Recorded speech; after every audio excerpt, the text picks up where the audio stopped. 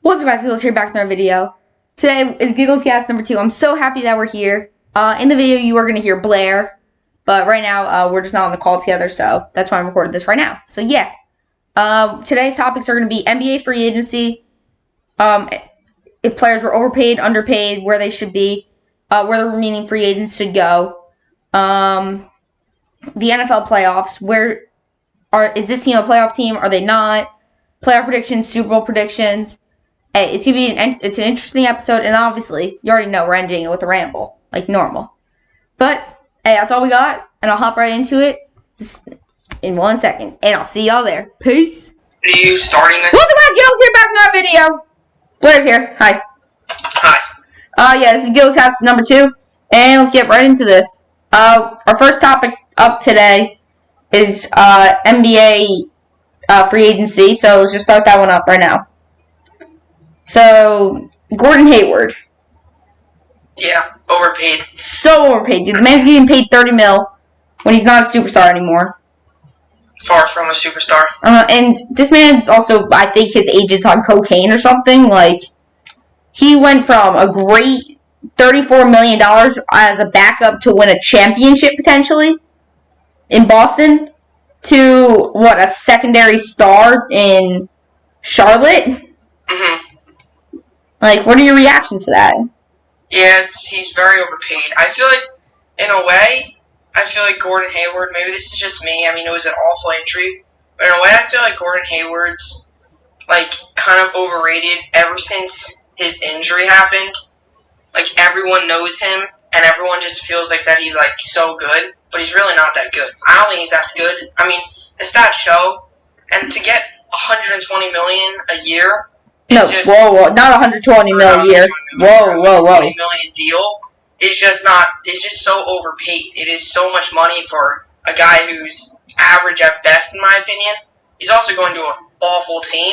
And if I was the Charlotte Hornets, I wouldn't invest in a guy like him who's average that much money. I would try to go out and either get a bunch of like decent players for a little amount of money instead of investing a ton of money on a guy who I don't think is going to live up to that amount of money. I definitely agree with that, but you have to remember why Gordon Hayward got that huge contract in Boston in the first place. Coming after an all-star season, or a potential all-star season, I think, looked really dang good for his time in Utah. And what's Boston supposed to do? He was supposed to be the star there, along with Kyrie. Like, I mean, that whole Boston, Kyrie, Gordon Hayward thing never even worked out. Yeah, they were both injured for 98% of the time. I just think for a team like the Charlotte Hornets, if you're going to bring him there, a guy who just doesn't really have it, I feel like, that much anymore, to give him that much money. I mean, what is he? I think he's 30 years old. Yeah. Right? Is he older now? I mean, for a guy that old, I just feel like, I just don't think it's worth that much money. Now, if you would have told me he would have got, I don't know, a 2-year, little less money deal, or a lot less, then I would have agreed. But, I mean, because he's not an awful player, and I'm not so, saying he's Blair, awful, 2 years, Blair, 2 years, $40 million. Let's say he got that contract. 2 years, $40 million with a team option for a third year. I guess that would be okay. That'd be better, definitely. Yeah, better than giving him 4-year, 120. Yeah. I just think that's just crazy. He's so overpaid, sadly. And it's not like he's a crazy star, too. If you were given this to, let's just say, now this wasn't happening, but Anthony Davis still is out there. Still a free agent, although we all know he's probably going to sign back with the Lakers. Still keep my fingers crossed for that next team. This money on Anthony Davis. Yeah. It's going to, I mean, that's worth it. 4-year, 120 to Davis, probably even more to Davis, because Davis is better. He probably would have got 100 more than just 120. But I would have agreed if this was some big name player like an Anthony Davis, or even if it was Brandon Ingram. Brandon Ingram, I agree with. Yeah, see, the thing with Brandon Ingram is I agree with. I mean, he's had a good season. I mean, he had a good year last year. Yeah. The thing with him is he's had one really, really solid year. And That's true. say this a lot with players, whatever sport it's in. I say in baseball, I say football, basketball, hockey, whatever it is. If you're going to give the guy a ton of money, I don't know how I feel about it a year after.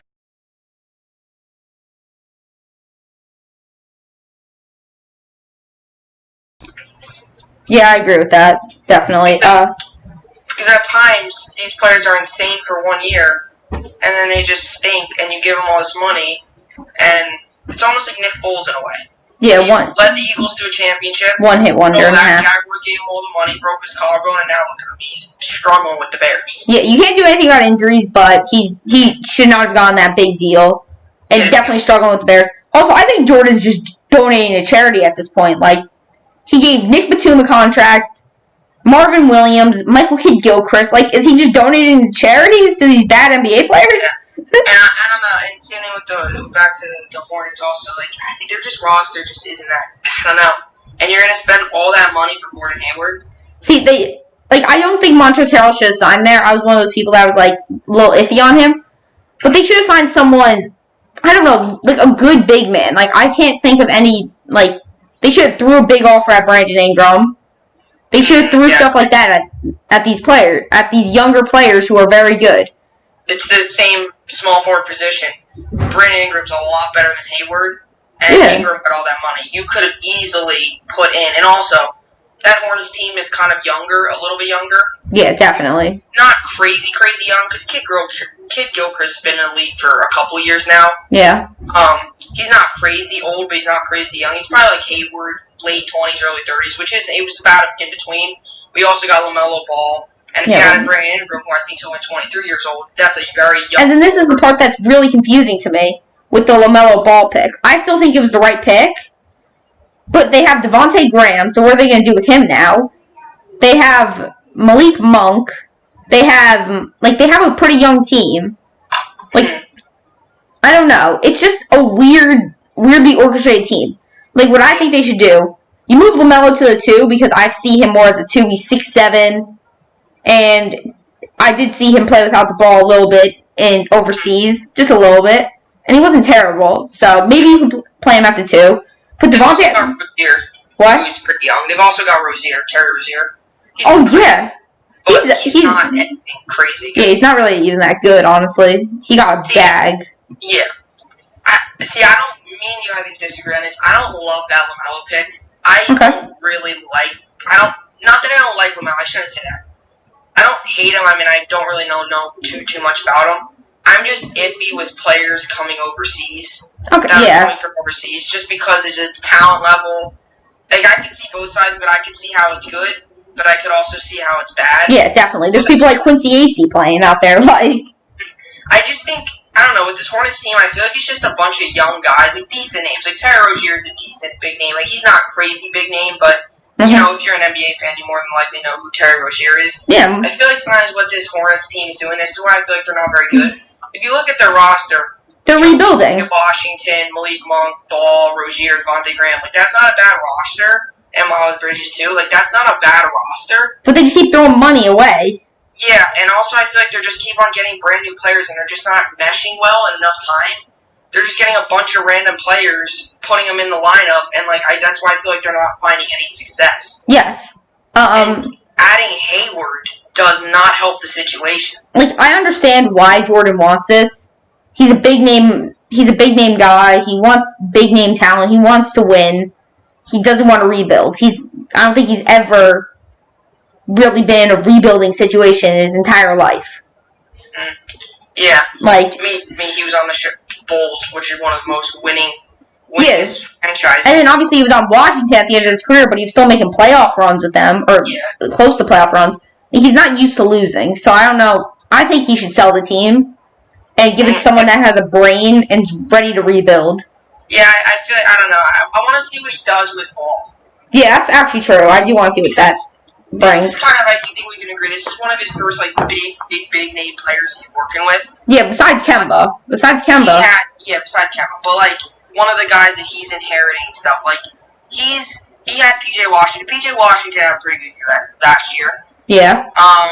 Now he's getting Ball. This is one of his first, real big, point guard, big name guys that he's going to bring up by himself and really, work with him. Yeah. And I think at moments, let's just say next season, for example, let's just say next season, let's just say Ball has a decent year, and I think sometimes some of these moves, if Ball becomes that great of a player, some of them might come up to LaMelo Ball, some of these moves, it's almost like a big name player. when they get there, they're usually the ones they have to get approval on the head coach. I feel like if Ball turns into that, it could get interesting for the Hornets because if he wants to get his guys that are going to surround him, you wonder how much power Michael Jordan really is going to have. Yeah, that's true. I don't know. I think that we should get into another team besides the Hornets. Just like De'Aaron Fox. I don't know why I said Devontae. De'Aaron Fox got a bag. Yeah, I agree with it, 100%. I'm in the middle with this deal. I 100% agree with that deal. Yeah. No, I should say 90% agree with it. Like, I agree with it, but at the same time, I'm kind of in the middle. I really like De'Aaron Fox. I think he's a very good player. He's had a solid career. I mean, he's only played for a couple of seasons, so you really can't say solid career yet because he's been in the league for, 3-4 years, so you can't really say it. But he's been a solid player so far in his short time in the NBA. And I think this is another team, too, the Sacramento Kings. They have a lot of young guys, Buddy Hield, Marvin Bagley, now De'Aaron Fox. They have him locked up for... Tyrese Halliburton. Was that a 4 or 5 year deal? 4 years? I think it was a 5-year extension where he already has 2 years left on his deal. So basically a 7-year extension. Yeah. So so they're gonna have him locked up for a very long time. And I feel like at times, like this is, so the deal was 5 years, 163. Okay. So, which has him locked up for a very long time. I feel like, in a way, like, as what we're talking about the Hornets, I feel like the Kings are in a better position than the Hornets. See, I'm going to disagree with that. Because they just drafted Tyrese Halliburton, so what are they going to... Buddy Hield just really doesn't seem happy there. Bogdanovich is still there. Like, Marvin Bagley's so injury-prone. Like, I really don't like that King. Like, I like their potential, but they're injured every year. Like, every single time I tune into a Kings game, midway through the year, which is like once in every blue moon, it's no De'Aaron Fox, he's sitting on the bench. No Marvin Bagley, he's injured. Like, there's no talent there. And I think the pick of... But that's the thing, though. Like, if these guys can be healthy, they can be insane. Because Bagley, Hield, Fox, Bogdanovich, and then Halliburton all on the court together at the same time. I mean, that's... See, that's the only problem. That's the only problem that I have with it. You have 2 point guards in that situation, 2 shooting guards, and an injury-prone power forward / center. Like, well, then you could always take one of those guards and put him on the bench, or you could develop into a 2-way guard, or 2 kind of guard. You know, you could put him at shooting, you could put one at point. I think De'Aaron Fox is secure down the point. Yes. But maybe if you're Halliburton, you're coming to a new team, maybe you can tell them, you know what, I can adjust. You know, I know, Fox, they're not going to move Fox. They just signed the guy to a 5-year, $163 million. They're not going to say, De'Aaron Fox, go play another position. Yeah. With the rookie coming in, I feel like they might be able to tell Halliburton, like, dude, we might, you might be playing shooting guard. You could still play point, but you're also going to have to develop shooting because either when you and Fox are on the court, you're not going to have 2 points. Or if you're coming off the bench, then you'll play point. If they teach him how to play shooting guard, which I don't think is crazy difficult, they tell him how to play shooting guard because Halliburton's a very talented player. Yeah. They teach him how to play shooting guard, then you're looking at a very solid starting 5, in my opinion. I understand Buddy Hield's still a shooting guard, but you could still have 3 guards on the court. It becomes a problem when you have 2 point guards. Yeah. I mean, I don't think 2 point guards is if you have to run it out there. I mean, I think I've seen teams, like, I consider Ben Simmons a point guard, and I consider Markelle Fultz a point guard, and when those 2 were together in Philly, they made a playoff run. I think it can work out, but it's a very thin line between working and just absolutely blowing up in your face. Yeah. I don't know. I mean, I feel like this team has so much talent. Yeah. But this team has so much talent. It's just... They just gotta do something with the talent. There's a couple of these teams, I guess, out there, like not just specifically in the NBA. There's a couple teams in sports. They have so much talent. It's just about what you do with that talent and how that talent performs. Because on paper, this is a team that looks. I mean, I'm not trying to overhype the Kings here. Kings are a very bad record team. They've had a couple very bad seasons. I don't want to say that they're very bad players because I think Hield, Bagley, and Fox, when they're healthy, they were very dominant at times. Yes, definitely. I think you can make the argument that De'Aaron Fox could be top, maybe not top 10, but maybe top 20 guard in the league. Top 15, I'd say. Top 20, top 15. I wouldn't say top 10 yet. I need to see him play most of a full season without being injured. If he's out one day for rest, that's fine. But he's missed significant time with an injury. Yeah, then I would consider maybe top 10 range if he was not injured. I need to see, for a guard, I need to see him playing 72 games at the minimum. Yeah. And, Kings don't do this often. Win. But if you're in the playoffs, you've secured your spot, and you're down to the final games of the season, you don't want to risk an injury. You have him sit or you have him play limited minutes. You just take those first 70 games he played, and you can eliminate those final 12. Yeah. He doesn't play 6 of the final 12 because they're in the playoffs, which I'm sure many Kings fans don't know how to spell. If for some reason they're in the playoffs, then you take those out. But if he plays pretty much a full year outside of those maybe 6-7 games at the end of the season, then I think you can consider him then a top 10 point guard. See, I can't see anyone really doing, I don't know if you can do that with anyone really besides, an absolute, top tier, top 10 player in the league. Like LeBron, like Kawhi, for example. I get the man sits out every other 5 seconds, but Kawhi's out. But yeah, he's going to play 60 games a season, and he's going to perform for you in the playoffs. So that's why you can afford to do that. Honestly, yeah. I don't know. I just think you look at the roster. It might this team's one. I think this team next to the Hawks is one of these more younger rosters. That have a future. I think the Hawks have the brightest future in any NBA team. Yeah. I want to talk about the Pelicans because I feel like they're the most interesting team in free agency besides the Lakers, which we'll get to next. Pelicans just secured Brandon Ingram on a 5-year, $158 million deal. Honestly, that is an amazing signing. And I know you talked about in the beginning that you got to see more. I saw a lot out of him in LA when LeBron first signed there because the Knicks were terrible and I just need some basketball to watch and I need something exciting. And I was really just watching them for Lance Stevenson because he's funny. But no, that team was really good and Brandon Ingram was just a clear bucket on that team and now is definitely a bucket with an all-star under his belt. Yeah, like I said, I'm iffy with this Brandon Ingram move, and I was the same thing. I know I'm kind of going off topic here, but it's the same concept.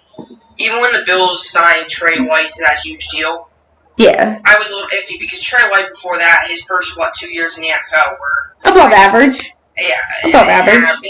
Above average to average. Yeah, they were not worth all that money. He had a great season, got all paid that money. This year he's having a pretty good year. He was not having a year like he was last season. Yeah, according to what I've seen and heard.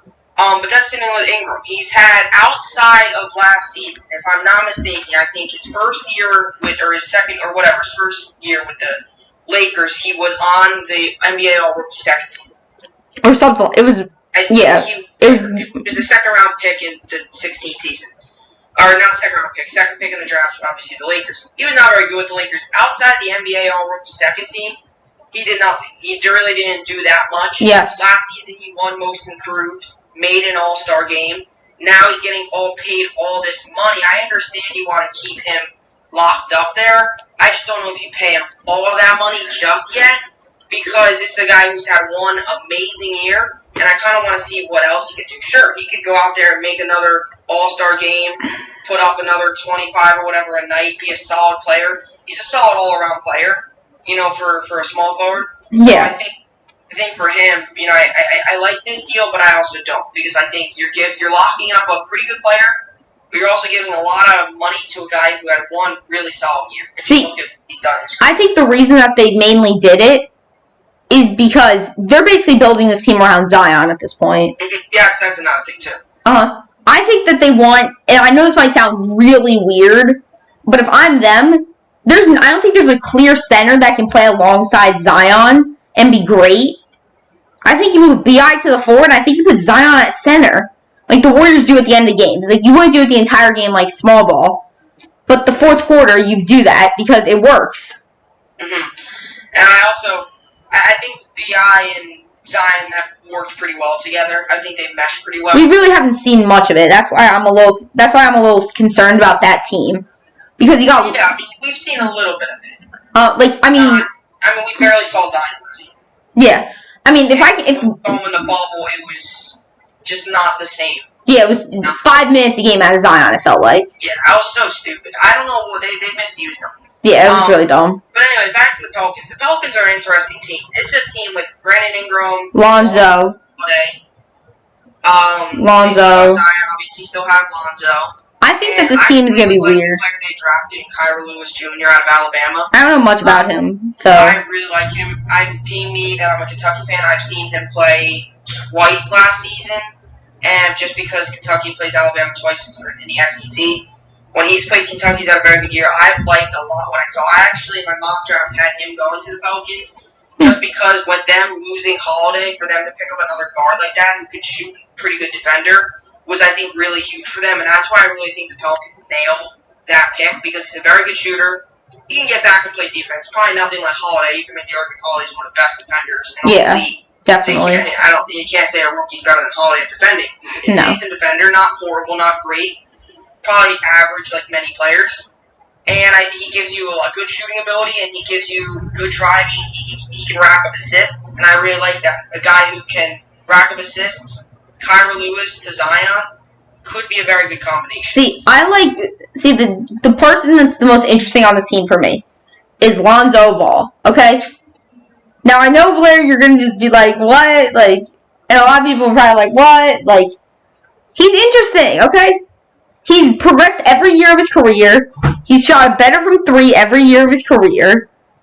Barely. Last year was a 34% from 3 season, which is an amazing percentage for him at the time, right now. So, I think him, if he can somehow find a way to bump up to 10 points and 9 assists a game, that is exactly what the Pelicans need. Because they just need someone to balance it out. Yeah. They need a facilitator, and I think Lonzo is a great facilitator. Yeah, out of the 3 balls, Leandro, Melo, and Lonzo, I think I like Lonzo the best. Yeah. Just because he's not a bad guy. He's not cocky. I think Lonzo could have been a lot better if it was never for LeVar. I think LeVar got into a whole lot. You see it now. Like, he went from averaging, negative 17 points per game in his rookie year to now averaging a pretty good, an average point guard. Yeah, I know you did bring up the point. He only averaged 10 a game, 9, and then now 11. This is by far been one of his best seasons. I know you did bring up he improved in the 3-point percentage, but he did go down in his overall field goal percentage. Yeah. It's not a big difference. He went down 0.3, which I know, if I'm remembering correctly, he shot 40.6 with the Lakers in the 2018-19 season, and if I'm remembering correctly, this year he shot 40.3. However, this is all coming from memory too. However, 3-point percentage this year went up 5% from 32.9 to 37.5.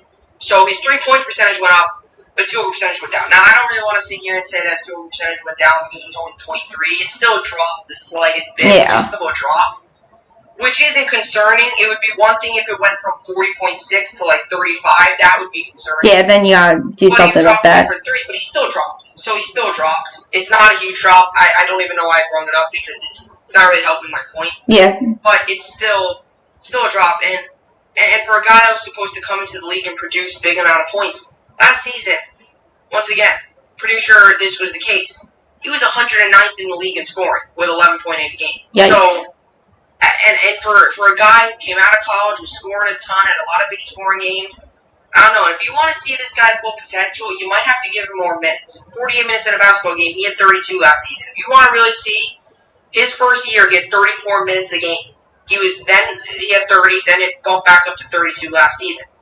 If you want to get the fullest out of him, you might have to bump his minutes up to a little bit, to 35, 36, maybe even 37. Yeah. Just because 32 isn't bad. His average in his career is 32 minutes a game. His average isn't awful, but it's also it's a little low. That's almost 30. He's almost playing about 20 minutes a game, or 25, or he's near the high 20s, which for a guy that's supposed to be a good scorer, I just don't think that's enough time for him to score. Yeah, I definitely agree. Boogie signing, your reaction? It's another one. It doesn't make sense at all. It's kind of stupid. I don't know. I mean, it's just... This is his last chance. There's no questions about it.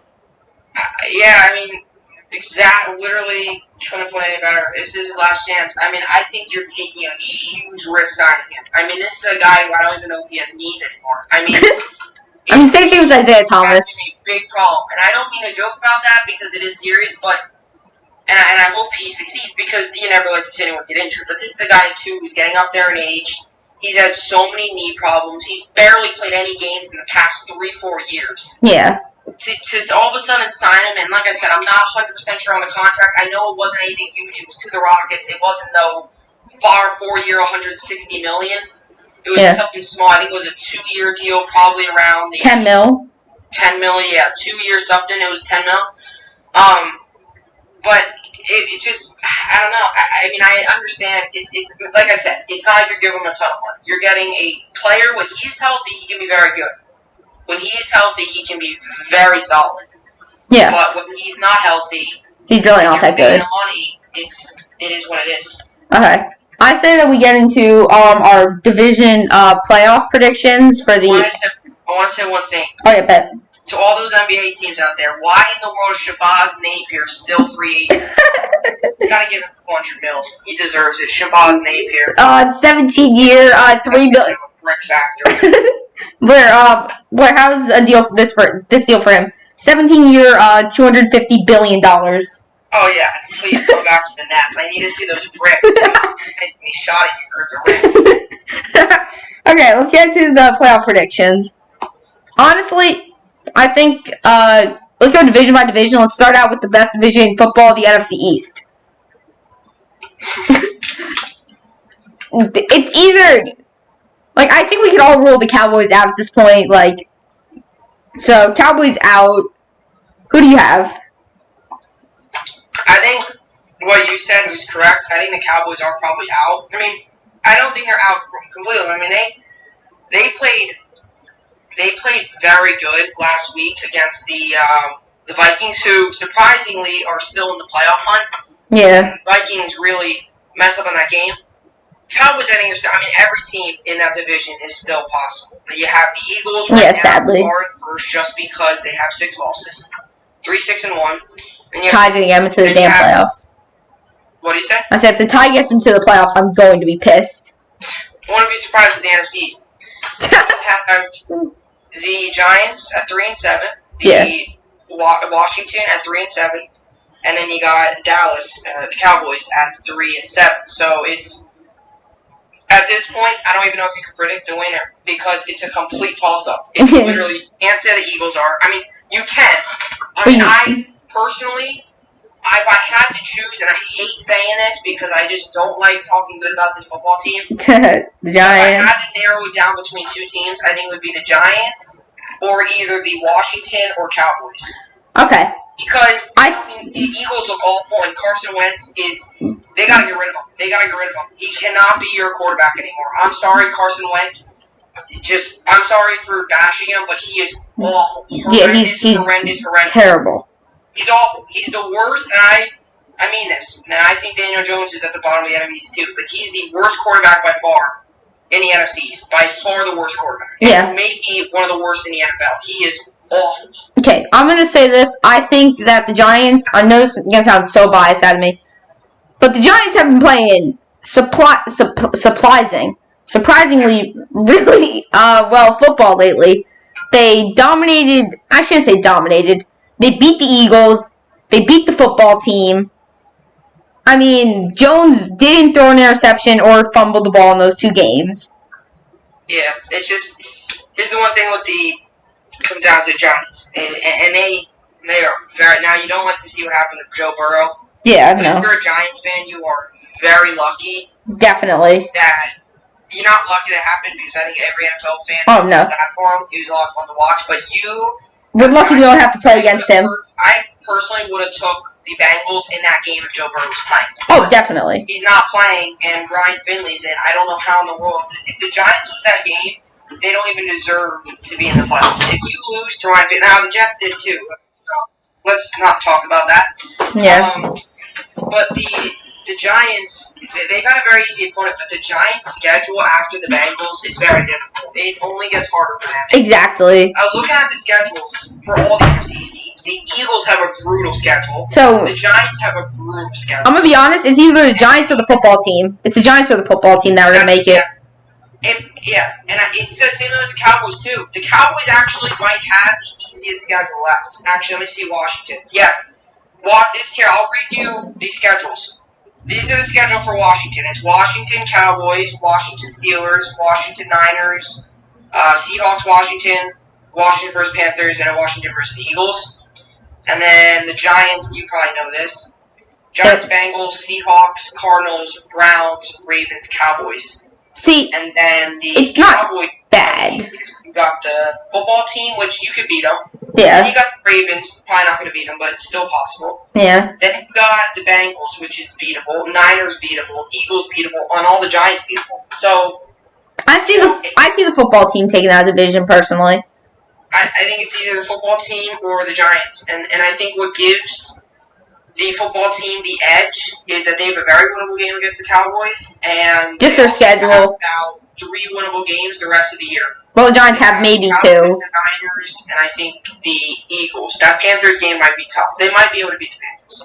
Okay. The Seahawks, Steelers out of question, and the Giants. Their schedule is just brutal. Yeah. I want to go over to my most interesting division, the NFC West, the Seahawks and Cardinals. Yeah, that's insane. That division. Like, literally, I'm pretty sure anyone in that division could be the number 1 team in the NFC East. Yeah, it's true. I mean, it's true if the... Okay, Blair, who do you have win... Blair, hey, who do you have winning the division? And quick explanation. I have the... this is so tough. I have the Seahawks. Okay. And the only reason I have... It's in between the Seahawks... It's honestly in between the 3, but if I had to choose Seahawks just because of how good their offense can be. Okay. I'm going to go with, like, I've been such a huge Kyler fan all year. I think everyone knows that at this point. I have literally, like, this man is so damn good. I think that just because if that Seahawks defense keeps playing like they played against Arizona, easy title for them. Easy division title for them.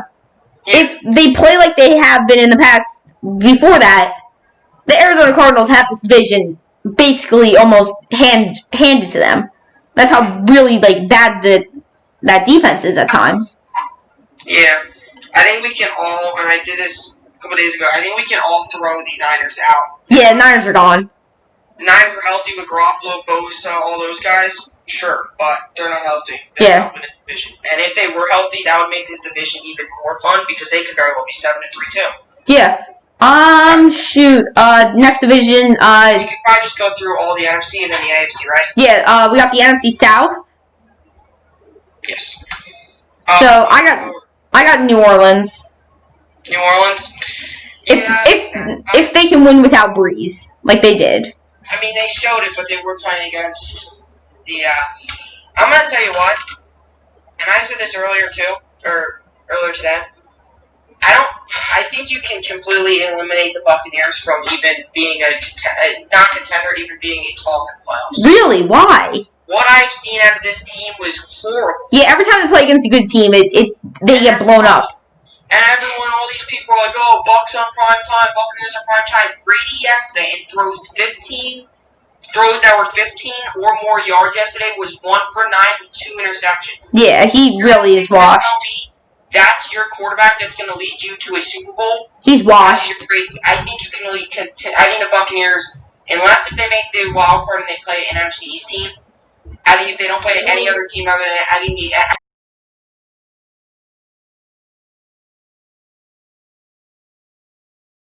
they're 7-4. Yeah. They get dominated against the Saints, and I do give the Saints, by the way, if I haven't said it already, I do think they win the division pretty easily. They're on a 7-game win streak. They're hot. Taysom Hill is good without Breeze. Taysom Hill's going to get you wins. And once Breeze comes back, it's the Saints are gonna easily. They might finish honestly 13-3. I can see that. Next division, what's the North?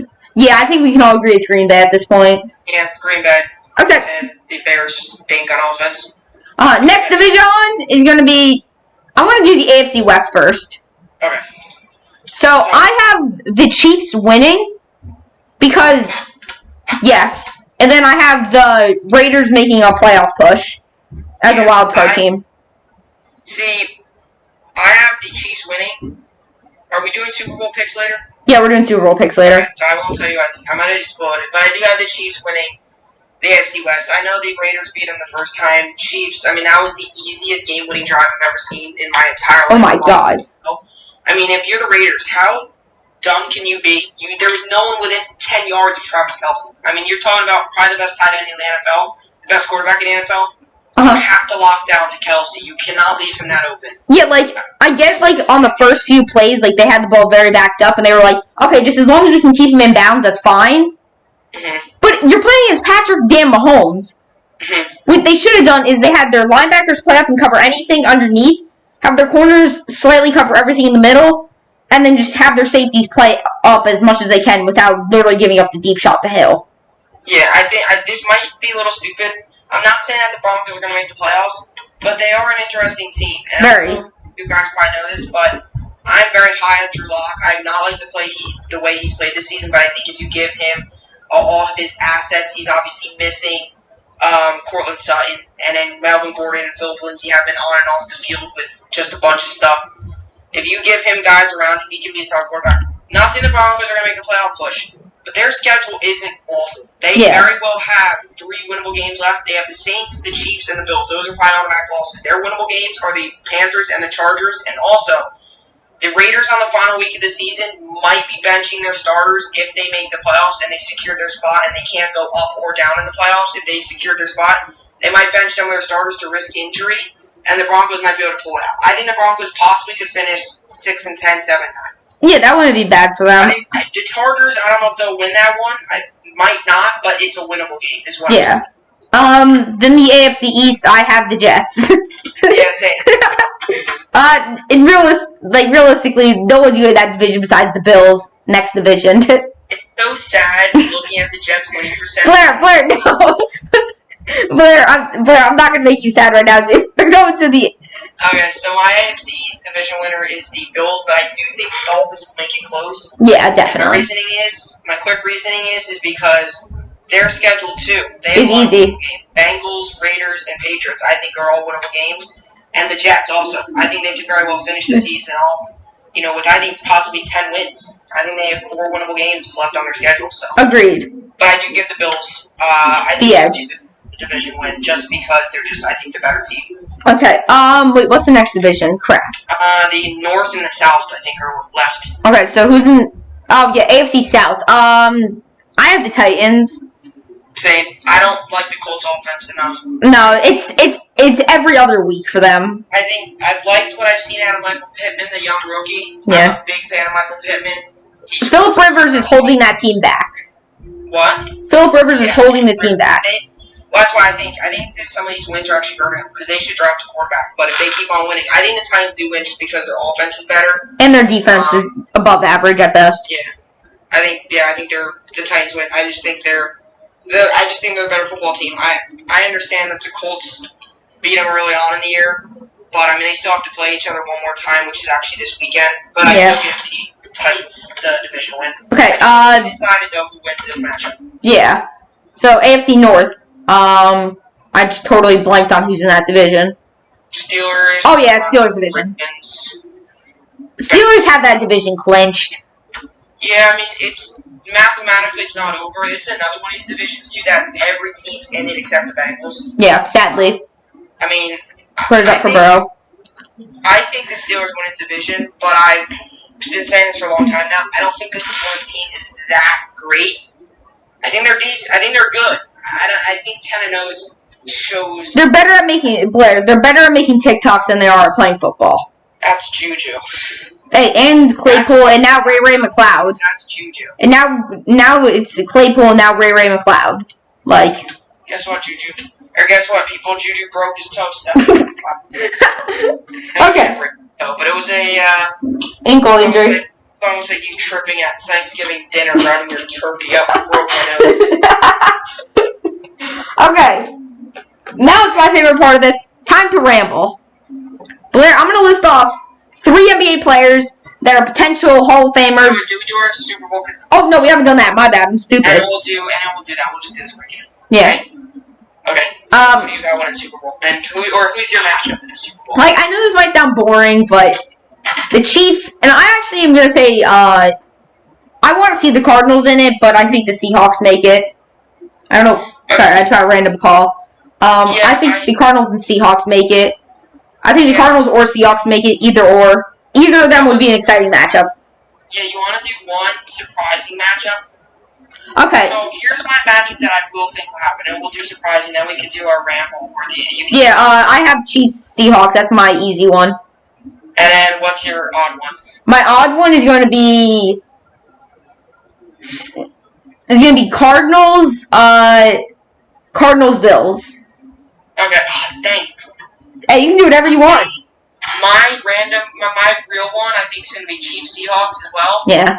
And my odd one, I was going to say the Cardinals Bills as well.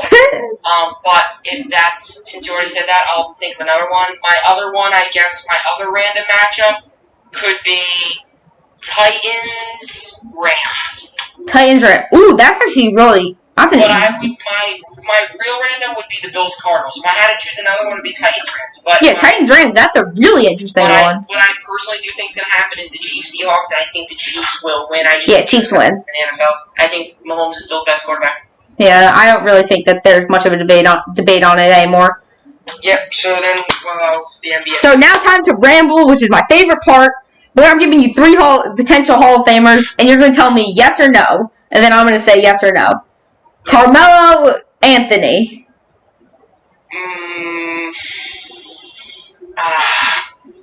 This is tough. I don't know. I mean, hey, it's whatever you think. It's a yay or a nay. Carmelo Anthony. See, I know I always bring this up whenever we talk about Hall of Famers. Team USA Melo, college Melo, everything. You got to bring everything into accountability. That's why I think. Yes, I do. Okay, I do too. Derrick Rose. The reason I do is because he's made it to 10 All-Star games, and I think that's more than the entire Jets franchise. Derrick Rose. I don't want to say yes, but I know he's gonna be because he won an MVP, and I don't want to say yes. But it is. Okay, so I'm gonna say. And I don't think he should, by the way. So if I had to choose, I think he will, but I don't think he should. Okay. Carmelo, I actually do think he should. Okay. Because if you're looking at number 4-time All-NBA third team, 2-time All-NBA, second team NBA scoring champion, 10-time All-Star, add a championship onto that, those are Hall of Fame numbers right there. Yeah. Derrick Rose, I don't think should be. I think Rose because he won an MVP. You guys have heard my opinion on this. I think Derrick Rose is a Hall of Famer. If he can get a championship, that would just put him over the top. So I'm gonna say one more. Chris Bosh. No one really talks about him. Chris Bosh. 11-time All-Star, 2-time NBA champion, Chris Bosh.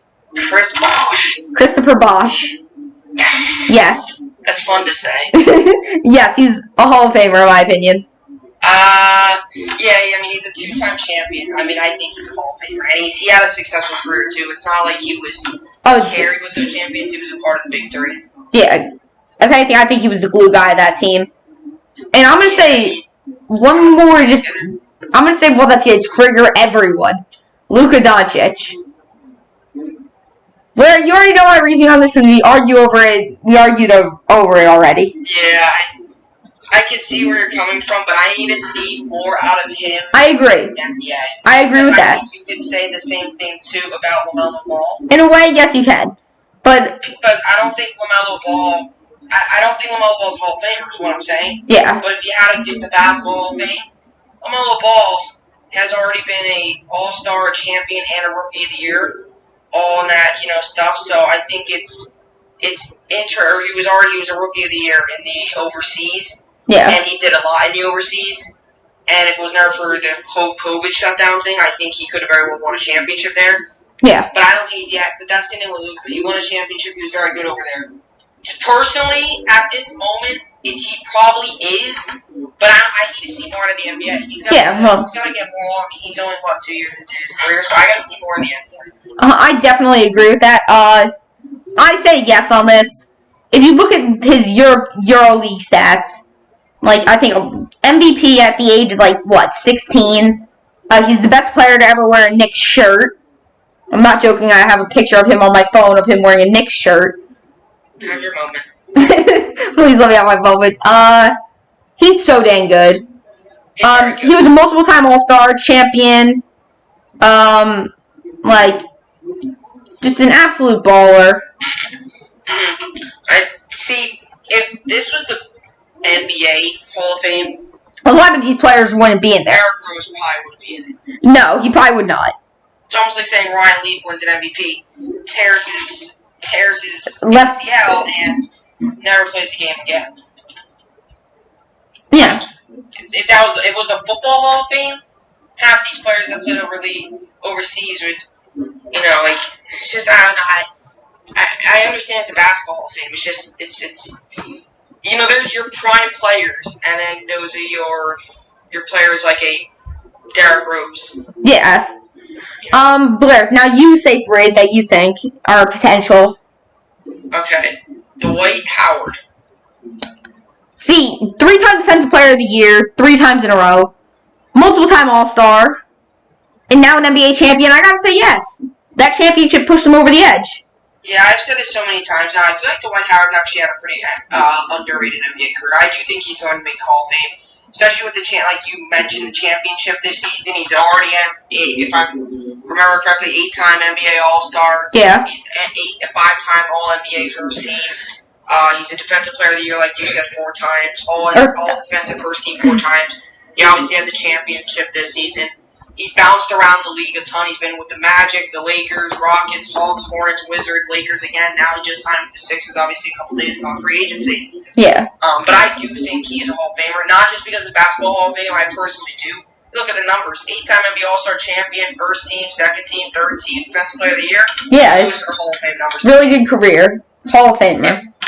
Another one? Another one. I'm trying to think. LeBron James. Okay, this might sound, I don't even want to say this one. Say it, dude. Who's gonna judge you? It's just one of those stupid ones. Like, it's just one of those, like... Blair, who's gonna judge you? Everyone. Okay. It's one of those same ones, like, I don't know, I don't know. Andrew Bogut. Yeah. Blair lost his talking rights. Yeah, I was joking when I said that, by the way. Yeah, I know. Aaron Bates. Blair. Okay, no, to be serious, though, I'm trying to think of some, I'm trying to think. Let's see, we already did Derrick Rose. We already... Honestly, I think that this might be a little weird, but I think that Nikola Jokic could be a potential Hall of Famer. Oh, yeah. Rajon Rondo. Ooh, that's actually a really good one. Yeah. A really good passer, all-time, one of the greats of this decade. Went to Kentucky, too, which makes me happy. Blair, have your moment. Yes. Yeah, really good playmaker, really good, a C- defender, I'd say, 2-time champion. Yeah, he's 4-time All-Star, 2-time champion, like you said. When he was with the Celtics, you can make the argument he was one of the best players in the NBA at that time. Players, point guard, yes. Players, maybe. Top 10 player. Okay, I can see that. Top 15. I can see that. Yeah, I can see that. Probably top 5 point guard. Top 5 point guard, definitely. Top 15 player, maybe. Yeah. If 4-time All-Star, he's a 2-time champion. 3rd team, all defensive first team, like you said. Yeah. All defensive second team, if I'm not mistaken. If I remember correctly, all of those 2 were both 2-time awards. He's won an assist leader, like you said. Personally, that brings out a lot in an NBA player if he's an assist leader. Because I like when players share the ball and stuff. Because I just think it's good. And I know you might be thinking of Russell Westbrook right now. No, I'm not. You're not? Okay. I'm not. I know Russell Westbrook gets all the assists, but I don't like the way he gets his assists. I don't. It's more Westbrook gets his more NBA.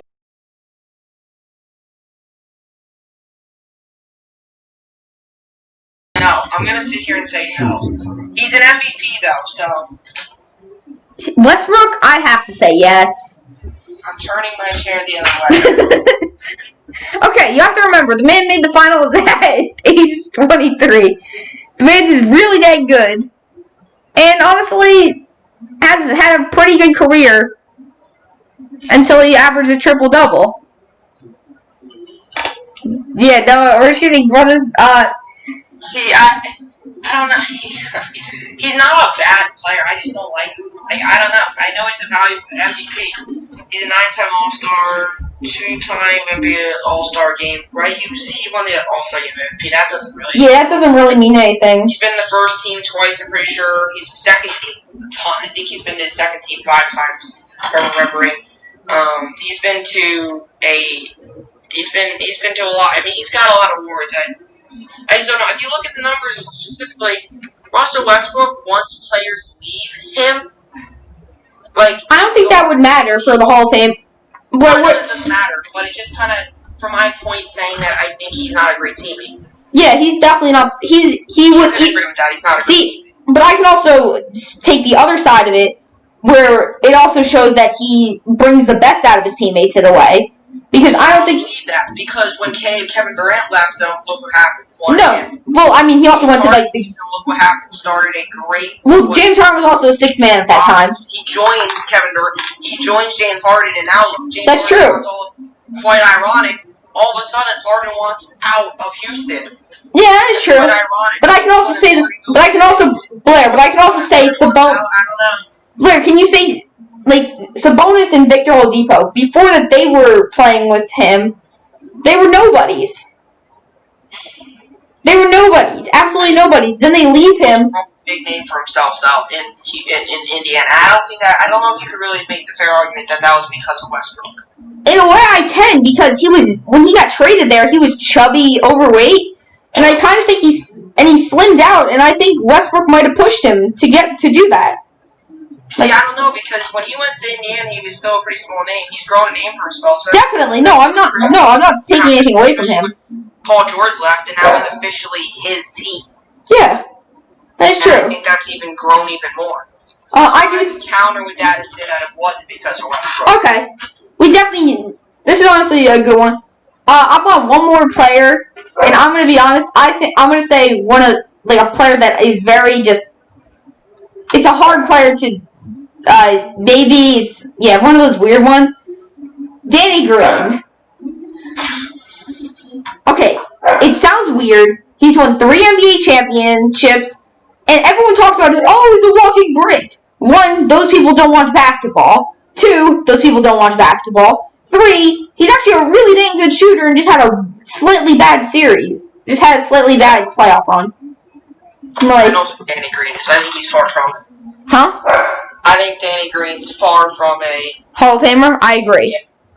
I don't think he is. I think he's far from it. He's a 3-time champion. Other than that, what has he done? NBA All-Defensive Second Team? No, he hasn't done much. I'm just... Teams he's been on throughout his career. Yes, yeah, he's been on... Erie Bayhawks, Spurs, Radio Bighorns, What? Spurs again, the Toros, Union Olympic. Where you say G League teams? Exactly. He's bounced around. A guy who's played for the G League a ton of times. You can't consider him Hall of Famer. Yeah, I know. Championships. He hasn't done so much to contribute to those. That is true. So I don't think he is. I agree with that. But that's all we got for the video, guys. Kawhi Leonard Hall of Famer. I don't care what anyone says. That's all we got for this video. Thank you, Blair, for coming out here. If you want to do it next week, I'm down. This is fun. We get to yell at each other. This is basically us just recording what we do on Xbox every single morning. Yes. Okay. Hey, I'll see you all in the next one. And peace.